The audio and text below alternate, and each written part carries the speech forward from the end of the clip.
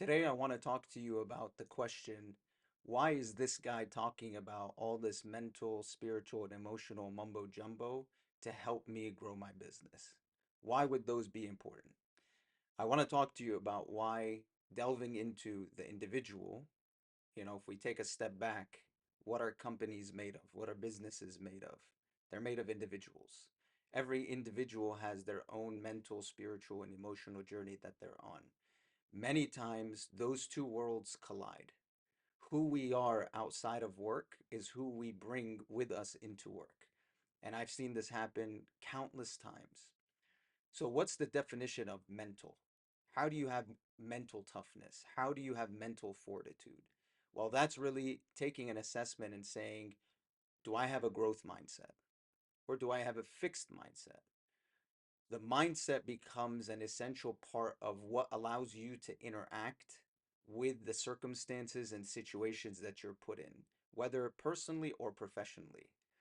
And that mental mindset is also what allows you to develop the best of breed strategies or visions and strategies that are, as far as the wall in front of you.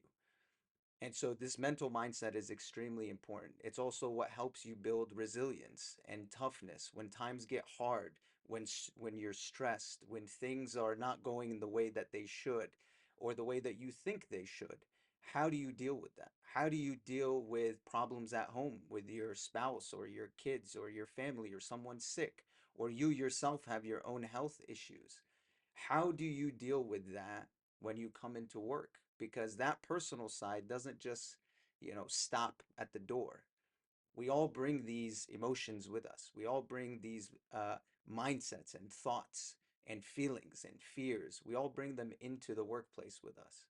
And so the mental fortitude is figuring out, how do I deal with that? How do I show vulnerability enough to acknowledge it, address it, and find ways to actually use it to fuel you, to make you better at what you do.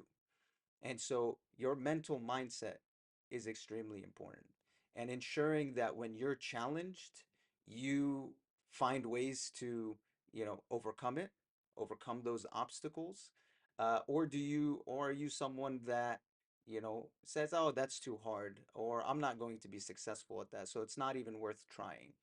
These are the simple ways that you can start to identify what type of mindset you have. Now, what's spirituality? Spirituality is not something that I'm talking about in the religious sense. I'm actually talking about it from a purely business and human sense. Spirituality to me is our ability to maintain certain standards of ethics and morals.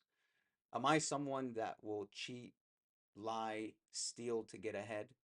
Am I someone that's going to work as hard as I can to put myself ahead of someone else that I'm working with or I'm working against?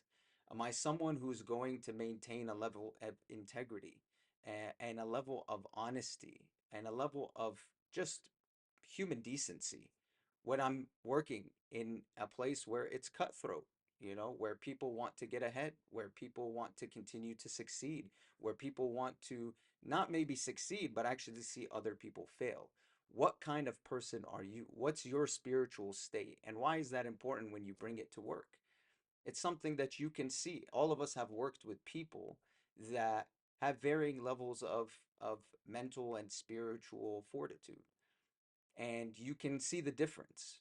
You can feel the difference. Those are the types of people that you may not want to work with.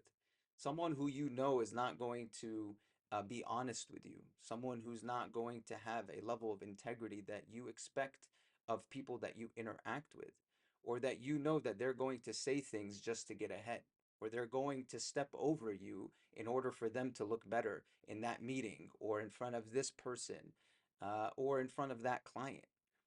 Those are what I call the spiritual elements that are important for us to bring within our own selves that then translate into how we work with others. And then you have the emotional. Why is it important to have emotional fortitude? Well, it's because we're human beings. We're not robots. We are people that feel. That's the beauty of being a human being. And a lot of times we try to suppress our feelings. We try to hide what we're actually feeling, but sometimes a simple word may hurt us. It may make us feel sad.